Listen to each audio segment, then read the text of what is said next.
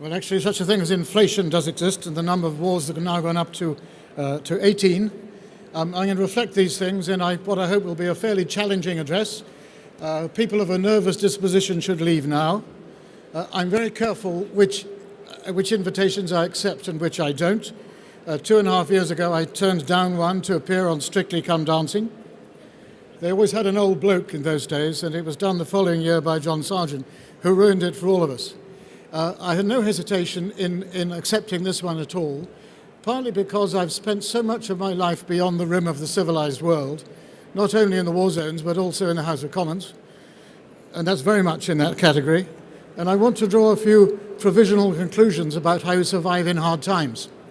At the height of the Bosnian War in the 1990s, I remember coming back when Bosnia was in flames, and I appeared on one of these Radio 5 Live political shows at the end of the week with the great and good of journalism.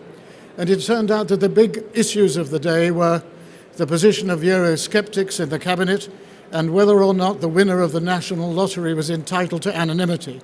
And I thought to myself, is this my country? Is it even my planet?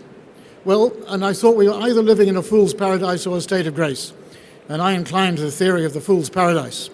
Well, now the recession is upon us, more or less. The tiger is at the gates. And one of the things I want to talk about is how we deal with adversity, how we can get something good out of it. I've been a lot of things in my life. I've been a soldier, a very reluctant and inefficient one, as my sergeant major kept telling me. I've been a war reporter. I've been an MP. I'm still an ambassador for UNICEF. But my next ambition is I want to be a published poet. In fact, I am a published poet because I wrote a piece in the Times 3 weeks ago about the Legg report on MPs' expenses, and I put a sonnet at the end. Now, you'll be relieved to hear this is a presentation with no PowerPoint at all. I'm going to do what I call poetical PowerPoint. This is the sonnet. This is my warm-up act. It's about the MPs. In discharge of their parliamentary duties and incidentally the pursuit of power, our MPs perpetrated some real beauties, the Hanging Baskets, Duck House and Bell Tower. Wodehouse, you should be living at this hour. Did Blandings Castle also have a moat? Forgive the idiom, but what a shower! And all elected on the people's vote. They may have done some service now and then, but took us for a ride and robbed us rotten. Surely we shall not be deceived again, nor will their misdemeanours be forgotten. Henceforth, let no one ever have the nerve to say we get the members we deserve. And it's going to get worse. There's going to be more of this. I've had a very privileged life, partly because it has been beyond the rim of the civilized world. And blue skies bore me. All blue skies are the same. Cloudscapes are interesting. Cloudscapes with threatening clouds are especially interesting. And expectations, you never know what they're going to be. For many years, I did 2 school prize givings a year, and I antagonized the teachers, the governors, but not the parents, by handing out the prizes to the winners, but paying particular attention to the losers. And I pointed out that all the smart kids I was at school with, they tended to crash and burn, and they never lived up to expectations.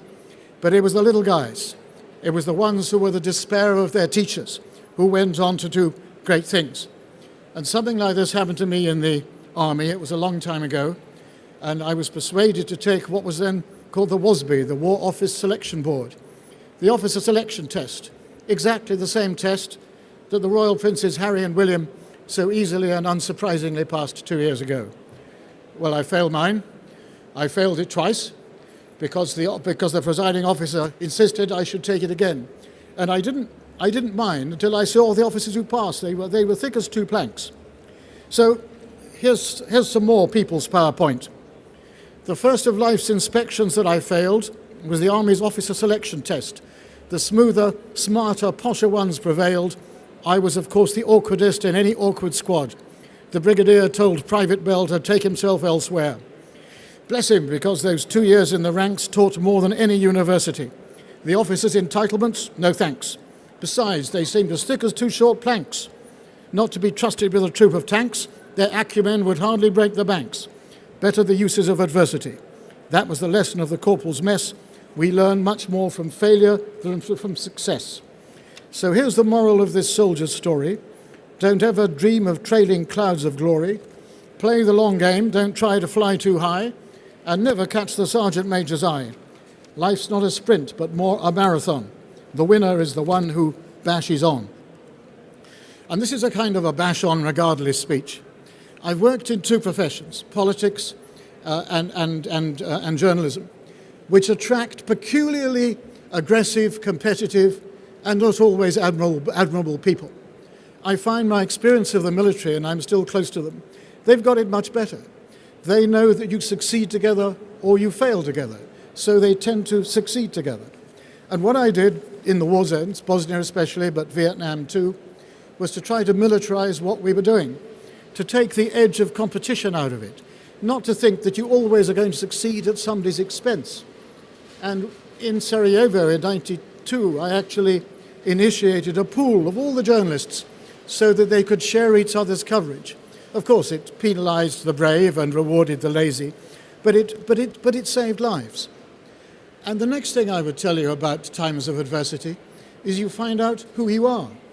I've just been doing a series for Radio 4 about the Territorial Army. I work in radio now because they have what the broadcasters call a face for radio. But I met some wonderful guys from the Mercian Regiment who were going out to Afghanistan. They did 6 months. They didn't have to do this. They're not professional soldiers. But they were convinced that they were doing good, and they were finding out about themselves. One of them, who was in the financial services industry, said, I'm going to find out if I'm a fighter or a quitter.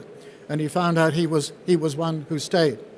Whereas in my former profession of journalism, I found there were an awful lot of, especially in the war zones, there were also an awful lot of Walter Mitty types.